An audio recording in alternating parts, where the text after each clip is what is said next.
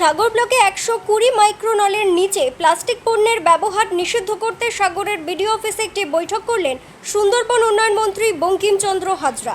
Plastic bag এই project সাগরদ্বীপে এই প্রথম নয় এবং এখন শুরু হয়েছে। আমরা অসংখ্য শ্রদ্ধার সঙ্গে এটা গ্রহণ করছি।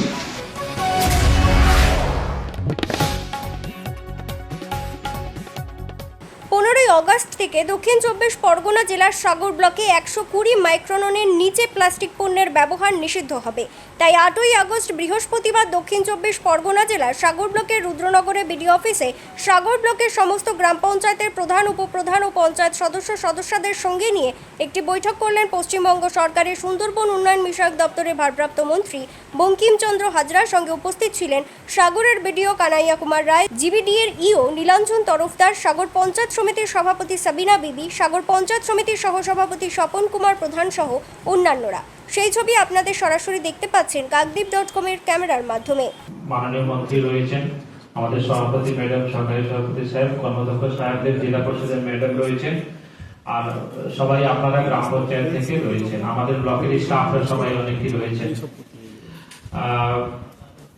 এটা আপনাদেরকে জাস্ট বলি যে আমি গতকালকেই কলকাতাতে একটা মিটিং এ গিয়েছিলাম, যেখানে এটা আলোচনা, তার আগে থেকে আমরা পরিকল্পনা করছিলাম আমাদের সাগর ব্লকের জন্য, যেহেতু এখানে প্রচুর লোক আসে, একটা সবসময় একটা আলাদা নজর থাকে। এটা অনেকদিন আগে থেকে আইন আছে যে প্লাস্টিক 50 মাইক্রনের নিচে যেটা বলা হচ্ছে সেটা কি 50 কি কত মাইক্রন আমি ওটা একটু বলতে পারি, কিন্তু ওটা ক্যারি ব্যাগ বিশেষ করে এটা ব্যবহার করা যাবে না। নো মোর প্লাস্টিক ব্যাগ এই প্রজেক্ট সাগরদ্বীপে এই প্রথম নয় এবং এখন শুরু হয়েছে। আমরা অসংখ্য শ্রদ্ধার সঙ্গে এটা গ্রহণ করছি। বিশেষ করে আমরা প্লাস্টিক ব্যাগ যেটা একসঙ্গে ভিডিও বলেছেন, এই যেগুলো আছে সেগুলোকে একসঙ্গে এই নিষেধাজ্ঞাটা জারি করলে আমার মনে হয় দ্রুত এর নিষ্কাশনের একটা ব্যবস্থা হবে। আর দ্বিতীয়ত তিনজন আমি পরিষ্কার পরিচ্ছন্ন করার জন্য 4-5 জন আছে, এবং আমাদের ওই যে গাড়ি করে যে মালগুলো নিয়ে আসার জন্য 2-3 জন আছে, ওরা ওইভাবে কাজ করছি। তা পয়সার ব্যাপারটা আমি বলতে পারবো না, সেটা পরবর্তী মিটিং যদি করতে হয় আমি যদি বলতে পারবো।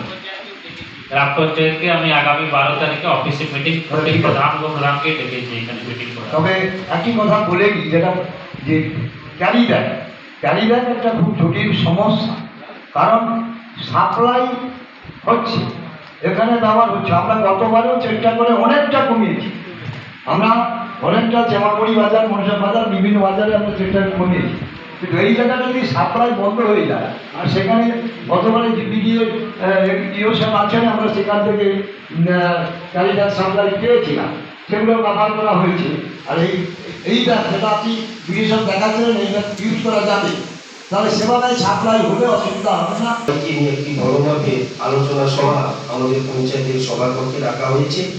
সেটা দেশের প্রয়োগ নিয়ে যেমন আলোচনা হবে, এবং প্লাস্টিক মুক্ত এটাকে গড়ে তোলার জন্য আমাদের সেইভাবে প্রত্যেকটি বাজারকেও নির্দেশ দেওয়া হবে, এবং সেটা সচেতনতা প্রচার, এবং ওই দিনকার আমাদের 426টা আমাদের এসএসজি যারা আছে তাদেরও একজন করে প্রতিনিধি ডাকা হয়েছে আমাদের কর্তব্য সংঘ সমবায় সমিতি, অর্থাৎ যৌথ উদ্যোগে যাতে আমাদের সলিড লিকুইড ওয়েস্ট ম্যানেজমেন্টটা সেটাও যাতে আমরা গ্রামের এলাকার যে বর্জ্য পদার্থ, যেটা পচনশীল অপচনশীল, যেটা সহজে পচে যায়, গলে যায়, সেটা মাছের আঁশ, ফলে খোসা থেকে আরম্ভ করে যেগুলো সহজে পচে যায়, গলে যায়, সেগুলোকে একটা একত্রিত করা, আমাদের ভ্যাট তৈরি করা হয়েছে।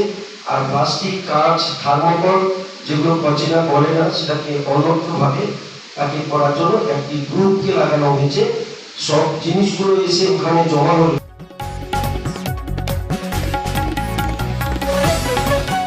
সাগর থেকে সৌরভ মণ্ডলের রিপোর্ট, কাকদ্বীপ.com।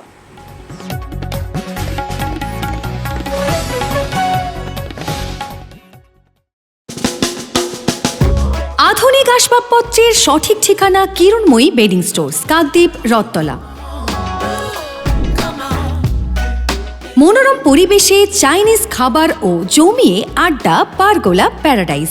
অমর টকিজের বিপরীতে